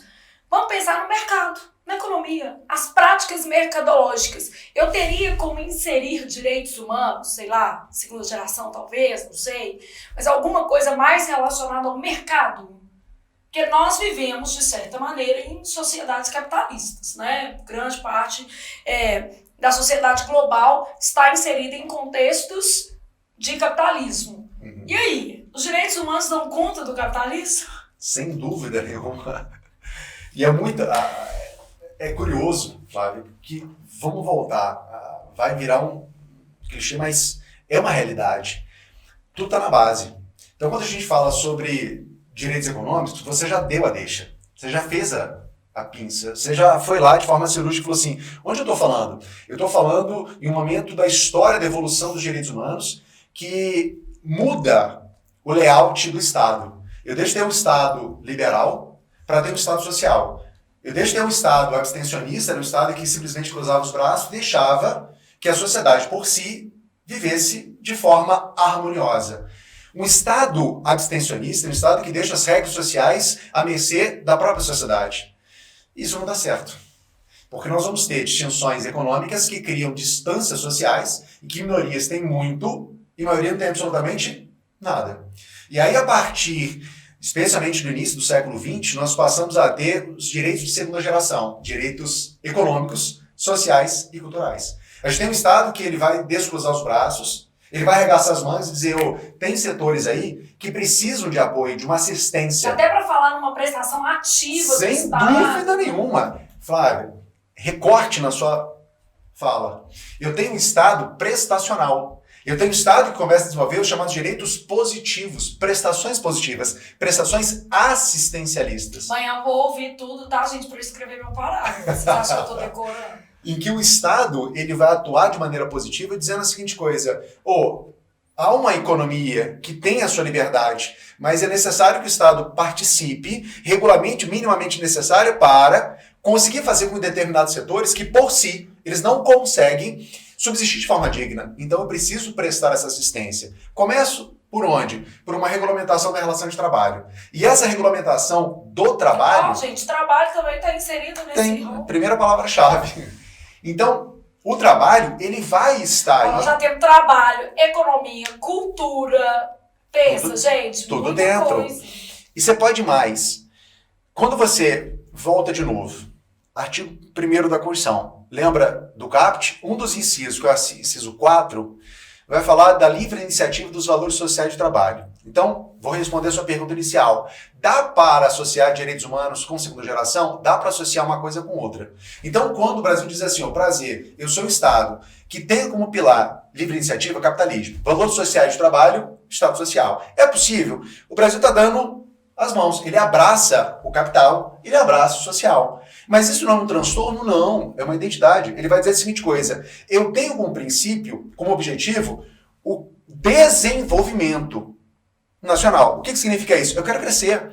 Eu vou permitir liberdade. E vou regulamentar essa liberdade. Vou não é feio enriquecer. Não. Gente, não é feio. Não é feio, ninguém tem que ter vergonha. E se sentir oprimido, nossa, eu quero vencer na vida, eu quero ganhar um banco com um salário. 4 pessoas ganharam na loteria, eu fiquei tão triste. Elas com certeza não. A única tristeza não ter sido você, né? É isso, eu fiquei tão triste que não fui eu. Mas eu fiquei muito triste. Uma pessoa em Contagem, eu pensei, nossa senhora, tão perto de mim, por que não fui eu? Então, de fato, é um Estado que permite e fomenta a liberdade, mas ele vai dizer, eu também preciso olhar para as relações sociais. Então ele cuida disso. Começando de que forma? Se você pega o artigo 7º da Constituição, você tem uma lista, Flávia, de direitos trabalhistas, que são mínimos, que são essenciais. Agora, detalhe, isso enrijece de tal maneira que o Brasil é um Estado extremamente protetivo. Eu sei, Flávia. Eu sei, sabe por quê? Porque eu já advoguei muito para a empresa. Eu sei que a carga é pesada. Mas tem que ter um equilíbrio, né, gente? Pois é. Vamos falar a verdade. Mas aí a ideia de que vai chegar um momento em que a gente tem flexibilizações. Em 2017 nós tivemos uma reforma trabalhista. Isso foi muito bom. E vou te exemplificar uma coisa boba. Antes o empregador ajuizava a ação sem qualquer responsabilidade. Ele pedia pelo pedir. Agora ele paga se não tiver direito. Entende? Então agora a realidade mudou. Então a gente percebe que você tem um convívio das duas coisas. Você pode começar por aí. Então você tem a ideia do trabalho, você tem a ideia de que no Brasil não se busca apenas crescimento. Ou seja, você não mede só PIB. O objetivo não é simplesmente crescer, o objetivo é desenvolver. Você pode trabalhar esses dois conceitos. O desenvolvimento e o crescimento. Mas isso está no texto constitucional, isso é o objetivo fundamental.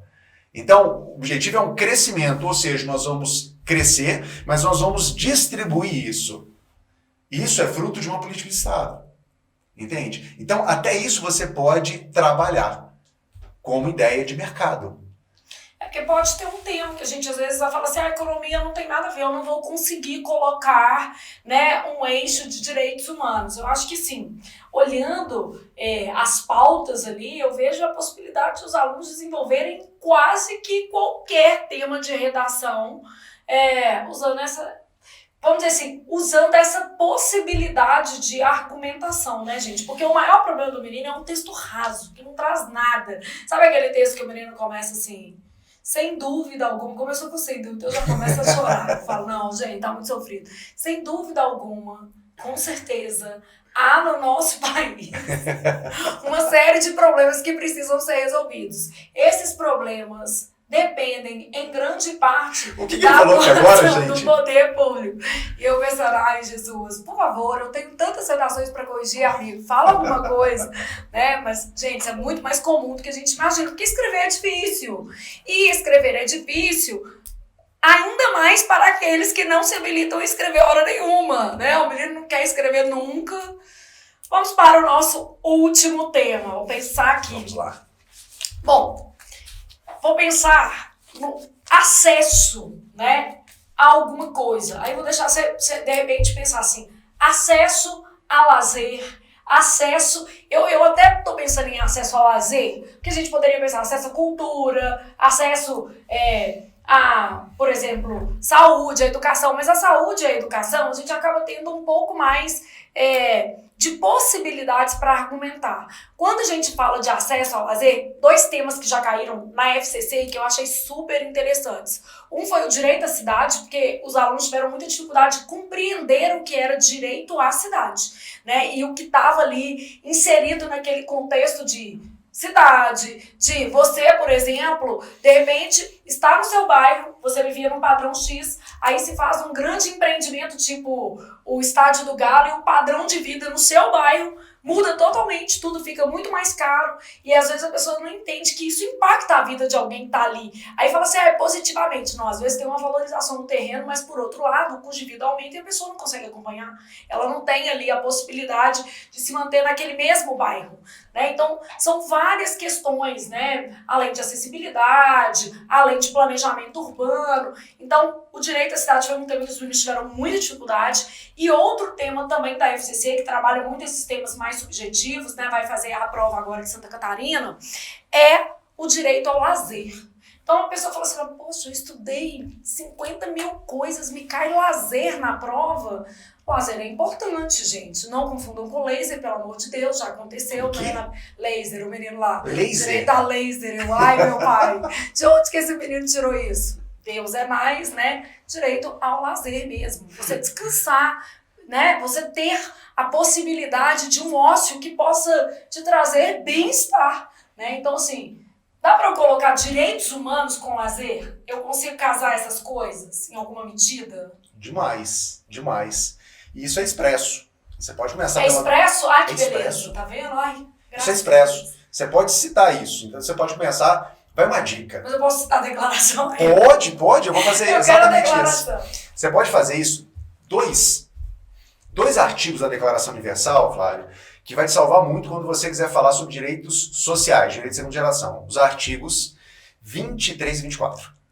Esses são os artigos muito importantes. Amanhã eu vou fazer um compilado disso pra gente fazer um post bem legal, mas acho que vale a pena anotar. E lá você vai ter a Declaração Universal falando sobre o direito ao lazer. Então isso vem na Declaração Universal na década de 40, num contexto pós-Segunda Guerra Mundial. Só que você vai adiante e fala assim, olha para a Constituição. Isso é expresso na Constituição também, no artigo 6º. Então você tem essas duas referências. Agora, quando a gente fala em lazer, você pinça um assunto que ele é abrangente. Se a gente pegar um fio e pinçar como se fosse um novelo aqui, a gente vai trazer uma série de outros direitos que estão entrelaçados. Dentre eles, o repouso. E aí me veio agora um tema que eu não consigo dissociar. Você já percebeu o quanto a gente tem culturalmente a ideia de que ter lazer e repousar, descansar é quase vergonhoso? Gente, eu não acho vergonhoso não, tá? Eu não queria dizer isso. Eu não posto muita foto de eu descansando porque eu acho desnecessário, mas eu adoro. Eu adoro trabalhar. Tá? Eu brinco, eu amo trabalhar mesmo, infelizmente ou felizmente, sei lá, porque as pessoas têm gostos diferentes, eu realmente me realizo muito no trabalho, né? Mas eu gosto de descansar na mesma proporção. Eu sinceramente gostaria de dizer a mesma coisa, mas eu preciso ser honesto. Uma vez, só fazer um... Você vai falar igual o Robson, que não gosta de trabalhar. Nossa, mas eu preciso assim, o Robson todo dia ele falava, mulher, não vem falar comigo que você gosta de trabalhar, não. Eu odeio isso. Todo dia ele falava, eu vou te responder da forma como a Laurinha, minha filha, respondeu uma vez. Estávamos em casa e uma amiga da minha esposa virou pra Laurinha, ela comendo brócolis. Falou assim, ai Laurinha, que lindo, você gosta de brócolis? Ela falou assim, gostar, eu gosto de chocolate. Mas eu como. Gostar, Flávia, eu gosto de dormir e comer. Nossa, Essa é eu juro verdade. pra vocês que eu gosto de trabalhar, gente. Eu acho inspirador isso. Oh, eu gosto mesmo. Eu acho até que eu não deveria gostar tanto. Isso me ajudaria. Olha lá, até a Júlia tá concordando. Isso me ajudaria, porque eu poderia, sei lá, relaxar talvez um pouco mais. Mas eu gosto. Mas sobre repouso, e eu comecei falando sobre isso, eu já comentei com o Kim Kat algumas vezes que eu tinha muita vergonha, por exemplo, eu tenho um ciclo de trabalho bem diferente. É comum, por exemplo, eu acho que foi segunda-feira, essa semana, 3 da manhã eu levantei. Mas aí eu estou muito bem. E é um horário que eu consigo produzir. Oi, gente. Olha, eu quero deixar de novo registrado. Eu odeio essas pessoas que acordam 5 horas da manhã pra fazer 5 live. horas é tarde. Não, mas você já viu esse povo que acorda 5 é tarde. live todo dia, 5h15, Clube das 5. Eu li um livro assim uma vez, eu tomei uma antipatia. Eu falei, gente, eu não quero conversar com essas pessoas que acordam às 5 horas da manhã pra fazer live. Ainda me convida. As 2 vezes eu participei. Falei, olha, não me convide mais. Não me leve a mal. Mas 5h15. 5 horas da manhã. Onde é Flávia? Não, aí eu... Oi, gente, tudo bem? E eu não acordo tarde, eu acordo 6, 6h30 todo dia, mas 5h15 você tá arrumada, pronta pra trabalhar. Eu não tenho emocional pra isso, gente, não tenho. Gente, eu adoro isso. Mas, o que acontece? Eu consigo levantar cedo, mas aí chega numa coisa que eu almocei, eu preciso dormir à tarde. Pois é. Eu consigo dormir meia-noite, 11 horas no máximo, e levantar muito cedo. Então é comum, no meu horário, às 4 horas da manhã levantar. Nossa. É o meu horário. Mas chega à tarde, eu preciso descansar. Aí eu falo sobre descanso. Flávio, por muito tempo eu tinha vergonha de falar que eu dormia tarde. Porque é um preguiçoso, porque dormir à tarde não é produtivo, porque você podia estar ganhando grana. Gente, agora eu adoro virar, os meninos falam comigo. Falam assim, agora é meu sono de princesa. Acabou. Acabou. E de fato, isso decorre de qualidade. Que a gente... Relaxa, nós vamos sobreviver. Que de fato é um direito. Então, quando a gente fala sobre lazer, a primeira coisa que a gente precisa entender é que o lazer, ele vai decorrer de um momento de descanso. E o descanso, adivinha, também é um direito. Então é importante entender que o lazer, acompanhado do repouso, são direitos previstos, seja na Declaração Universal, seja na Constituição. A própria Constituição vai ter a seguinte coisa, trabalhador, deixa eu te contar, o seu repouso ele vai ser semanal. E ele vai ser remunerado. E detalhe, preferencialmente ele vai ser aos domingos. Então você começa a trabalhar o lazer como qualidade de vida. Então entenda, a qualidade não é um privilégio, é um direito, porque sem essa condição de lazer, você fere um princípio básico, que é uma vida. O direito à vida, gente, não é simplesmente você viver e respirar. O seu direito à vida é o direito de viver de forma digna. Gente, olha como é que as coisas são. Assim, não sou uma leitora assídua da Bíblia, tá, gente? Não adianta eu falar isso, porque não é verdade. Esse menino é, tá? Eu não sou, tá? Sou uma pessoa extremamente espiritualizada. Pratico a minha fé todinha na caridade. Não tenho, assim, essa necessidade de, como é que eu posso dizer assim, me comunicar com Deus na igreja. Apesar de, por exemplo, o Vitor, meu filho, assistir a missa 3 vezes a semana, vai à missa 3 vezes a semana, a gente brinca lá em casa, fala, a gente nasceu tudo da mesma barriga, mamou no mesmo peito, cada um de um jeito. Mas enfim, mas hoje, por acaso, porque eu sou uma pessoa que eu me alimento das coisas que eu tô a fim de fazer. Falei assim, pegar a Bíblia do Vitor aqui, abrir, aí eu não vou lembrar o versículo, mas saiu uma palavra que era tipo assim, eu vim para que todos tenham vida. E não é qualquer vida, um negócio assim. Eu falei, gente, olha, o Augusto tá falando disso, é uma vida plena. Eu tava falando lá sobre a necessidade de uma vida plena. Ele vai saber o que é. Eu não vou saber se é João, Mateus, não vou. Você lembra que vai dizer que provavelmente é vida em abundância. É vida em abundância, isso. Eu traduzi aqui pelo plena. Mas eu achei legal. E isso é digno. Então você pode trabalhar lazer com dignidade. É como se dizer, a vida com dignidade passa não apenas pelas conquistas e pelo trabalho árduo, faz parte, é necessário, mas o descanso, o lazer e condições em torno, isso é um direito. E ninguém precisa ter vergonha de descansar, não. Gente, uma coisa que eu falo, a gente tá vivendo uma sociedade meio adoecida, né, que é essa sociedade que vende que você tem que trabalhar o tempo todo. Gente, a gente tem que ser feliz, né, vamos só pensar que trabalho é meio, não é fim em si mesmo. Eu acho muito legal. A Júlia, por exemplo, eu acho super legal porque ela já tem essa concepção. A Júlia, todo dia, ela fala: mãe, não é porque eu sou médica que eu vou dar plantão.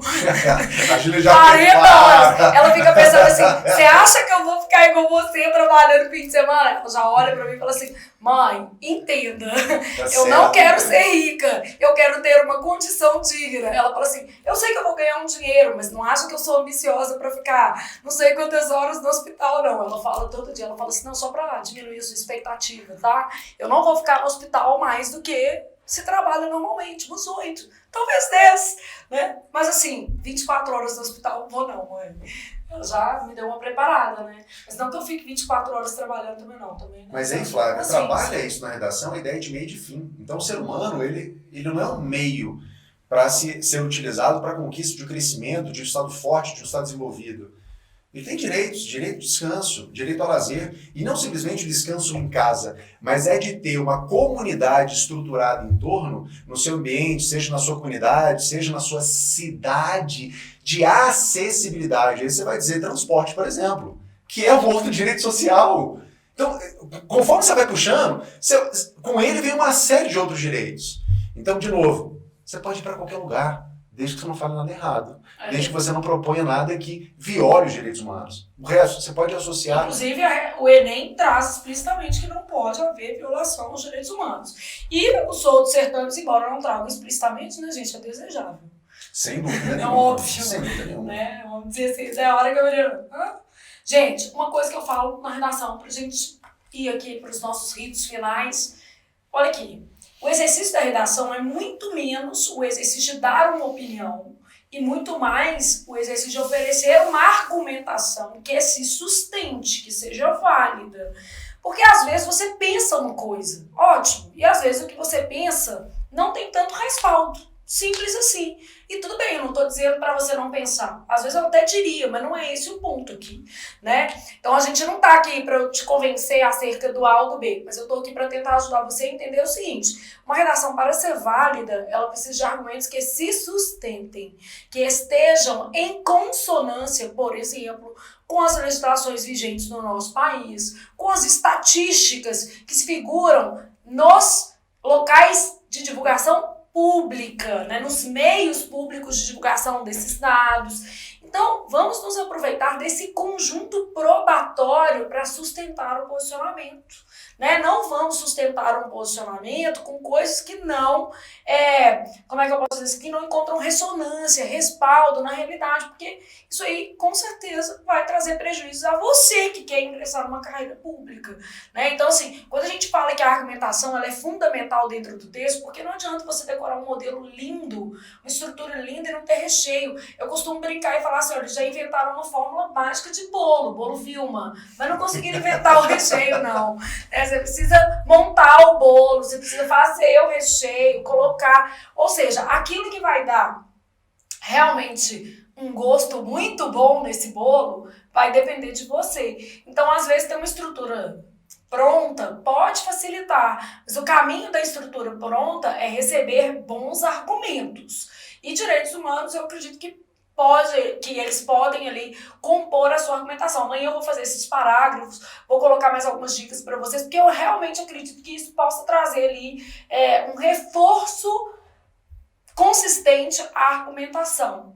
Né? O que você diria aí nessa reta final, Augusto, para os meninos assim, ó, direitos humanos, um geralzão que desce para qualquer tema? Você teria uma frase coringa, sei lá, né? É querer demais, né? Uma frase assim que eu pudesse falar assim: isso aqui dá para quase tudo, para panaceia, né? Eu costumo brincar que artigo 5º e 6º quase que para tudo. Você pega um, né? O 6º vai para os sociais, o 5º vai para o resto. Eu brinco, eu falo assim, ó, o 6º vai para os sociais, a educação, saúde, moradia, tarará, e o lazer. E o 5º vai pro resto. Aí já dá um respaldo ali no texto. Isso quando você não sabe em profundidade. Se souber em profundidade, melhor ainda. Flávio, eu acho que o Coringa, percebendo os temas e as questões de prova, eu trataria numa só assertiva o princípio da igualdade material e a legalidade. Eu acho que faz sentido. Porque isso vai permitir que você tenha base para tratar de qualquer assunto sobre igualdade material e o princípio da legalidade. Por quê? Porque o princípio da legalidade permite limitações ao Estado, um Estado arbitrário. Então, ninguém vai ser preso ou detido arbitrariamente, ou seja, de forma ilegal. Ótimo. Ou se não existe uma lei. Mas para isso você faz de tudo. Lê a Declaração Universal. Lá você sempre vai ter o arbitrariamente. Ninguém vai ser privado arbitrariamente da nacionalidade. Então, o princípio da legalidade vai te ajudar muito. Então, aqui freia o Estado arbitrário. Mas a igualdade material, ela empurra o Estado, empurra ao agir. Então, aqui contém, exatamente, e aqui vai acionar o Estado a ter uma posição positiva. Aqui uma posição negativa, de se abster a violar, e aqui uma posição positiva de atuar para prestar assistência. Vou tentar bolar esses 2 parágrafos, tá? Se eu não conseguir, eu vou ligar para Augusto amanhã, já tá sabendo. O telefone tocar, vocês atendem, tá, gente? Pelo amor de Deus. Agora, Flávia, concurso, sim, eu quero fechar dizendo uma coisa a partir do que você disse, fazendo um gancho. Recentemente, nesse final de semana, eu estava num aniversário de um querido amigo que é policial civil. E foi engraçado que nós estudamos juntos e ele passou em um concurso, só que ele tinha muito potencial. Ele foi seu aluno, inclusive. Ah, legal, gostei. Mas sabe aquele potencial que você fala assim, você está demorando para passar? E no último concurso ele passou. Para delegado. E eu falei, cara, que legal, que bom que você passou. O que você fez diferente? E ele respondeu assim, eu parei de querer ter razão. Mas eu acho... essa é a dica da redação, gente. Para de ter razão. Você deu a melhor dica, Augusto. Eu tento delicadamente falar isso com os alunos, você já percebeu? Eu tento gentilmente dizer, gente, às vezes não é uma questão de opinião, é uma questão de provar, né? Então é parar de ter razão na redação. Acho uma boa, hein? Então, em direitos humanos... Ô, Vitor, você também precisa ouvir isso, é meu filho. Em direitos humanos, eu queria fazer, sim, uma sugestão faz isso. Nem todas as coisas que eu digo, Flávio, eu concordo. Mas não se trata de concordância. Direitos humanos você entendeu? Entendi, é assim que cai. Português porque também, tá? Olha pra frente e pergunta qual é a meta. Por que a gente está aqui? Porque no final das contas nós temos objetivo. Eu não estou aqui para formar ninguém, para ter discussões acadêmicas. Isso você faz na graduação, numa pós. Aqui meu objetivo é te preparar, não é simplesmente para dizer, eu falei sobre matéria, eu tenho que te preparar para você chegar em prova e fazer uma questão e acertar. Então tem coisas que você não vai concordar, mas que você nem precisa se manifestar. É assim que cai. Ah, mas isso é uma forma bestializada de ser avaliada. Então, esse é o padrão. É assim, né? É assim. Aceita. É famoso. Engole o choro. Aceita que dói engole o choro. Aceita que dói menos. Então, a senha que muitas vezes as pessoas querem, aquele segredo para o sucesso senta, se prepara de forma adequada, toma cuidado com quem você está andando, toma cuidado com tempo e a grana que você está gastando com quem está te preparando, porque se você tiver tempo disponível e uma preparação de alta performance, de alto nível, a aprovação é maior. Flávia, eu ouso dizer uma coisa, eu ouso dizer que a aprovação é certa, muda o tempo.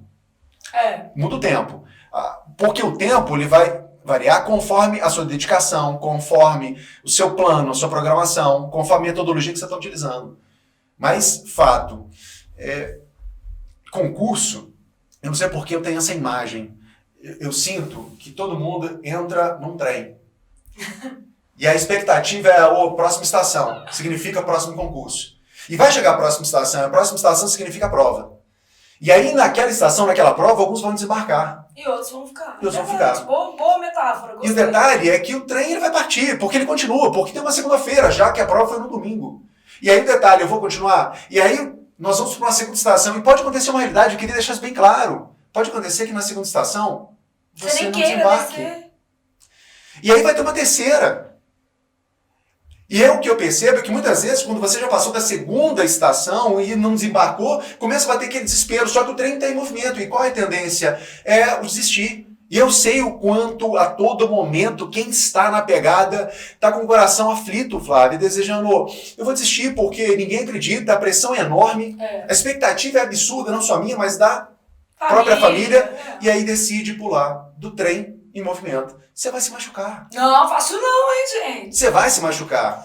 E, detalhe, por que não desembarcou talvez na terceira? Porque talvez está estudando errado. O que mais eu ouço é, Augusto, eu estou estudando 10 horas por dia. Isso quer dizer o quê? Não necessariamente você está estudando certo. Flávia, eu vou fazer uma coisa que pode parecer preconceituoso, mas eu não quero que seja, por favor. É muito respeitoso. Você sabe qual o perfil de candidata? E aí eu tô dando nomes que eu percebo que tem alto desenvolvimento e alta performance? Não.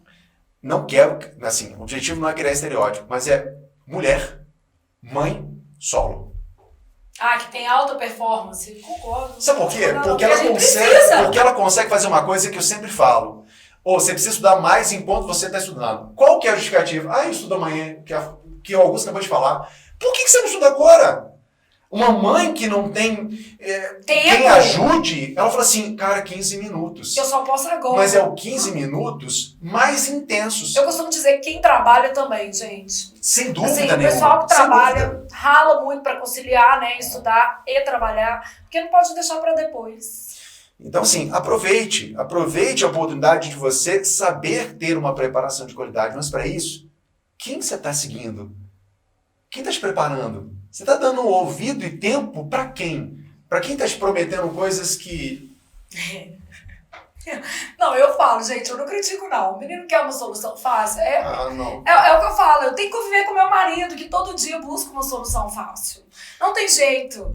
Então, mas só que eu amo, respeito, né? A gente vive as diferenças, dialogo muito com ele sobre isso, porque parece uma bobagem, mas não é, gente. Em várias coisas. Né? É a pessoa realmente acreditar que existe um atalho para tudo. E eu já sou a pessoa que não vivenciou atalhos na vida e que não acredita em atalho. Então, nós temos ali... Mas você entende que a gente, nós professores, lidamos com vidas? Sim. E a nossa postura, ela vai determinar, inclusive, rumos de vidas aqui. Né? Tem gente que deixou o emprego. Tem gente que está gastando as economias. Eu tenho uma aluna que ela largou, né, entre aspas, o filho com a mãe para poder se dedicar aos estudos, porque onde ela morava realmente não tinha uma condição nem de internet, porque a gente acha assim, que a internet no Brasil é super, ultra, mega legal. Não é uma realidade para todos. E ela morava numa zona rural. A gente, por exemplo, quando está em Jaboticatubas, a gente percebe, é impossível assistir uma aula. Assim, zona rural não funciona. Eu já tentei gravar de lá, fazer uma live. É impossível. Né? Então, onde eu estou, quando eu estou em Jaboticatubas, realmente eu fico quase incomunicável em zona rural.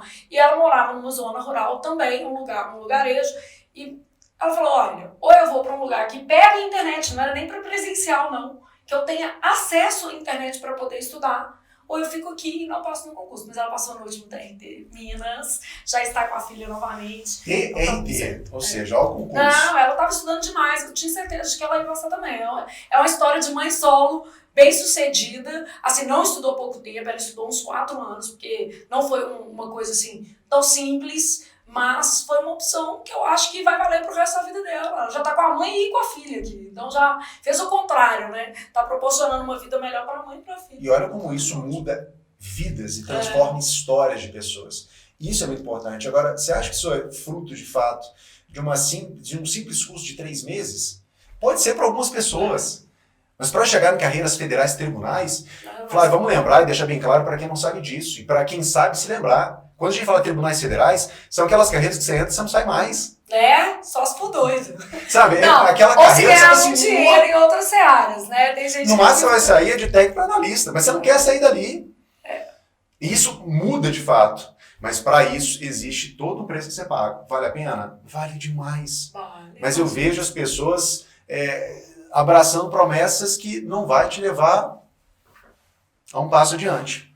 Augusto, pra gente fechar, qual é a palavra da sua vida? Aqui a gente sempre faz uma sessão que é assim, escolha a sua palavra e por quê, né? Eu escolho várias, mas enfim, você vai ter direito a uma só. Outro dia a pessoa falou uma palavra que eu não sabia o que era, eu achei o máximo, passei 2 dias tentando pronunciar a palavra. Mas enfim, qual é? Já esqueci. Tá? Foi o dono da Socila. Já esqueci. Mas eu vou falar uma que também foi com um convidado nosso, que eu gosto muito da palavra, porque ela se parece com outra que tem um sentido muito diferente. A pessoa falou alteridade. Aí eu falei assim, alteridade? Eu pensei em austeridade. Eu pensei, mas austeridade é uma pessoa austera, severa. Não, alteridade é uma palavra muito dinâmica, que tem a ver um pouco com empatia, mas ela é melhor do que empatia na minha concepção.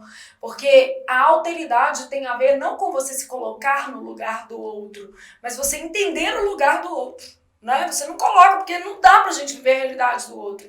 Mas você entendeu, é uma palavra muito usada na psicologia. E aí a pessoa que veio aqui estava lançando um livro de psicologia e tal, achei super legal a palavra. E o bom é isso, porque quando eu te pergunto uma palavra, no fundo eu ganho uma palavra. Aqui, deixa eu entender, só é uma palavra ou uma expressão? É uma palavra, uma expressão, sinta-se à vontade, mas de uma maneira geral, uma palavra que define o Augusto. A palavra da sua vida. Difícil demais, gente. Pode pensar, tempo, parou. Difícil, mas uma palavra que me define, eu não conseguiria.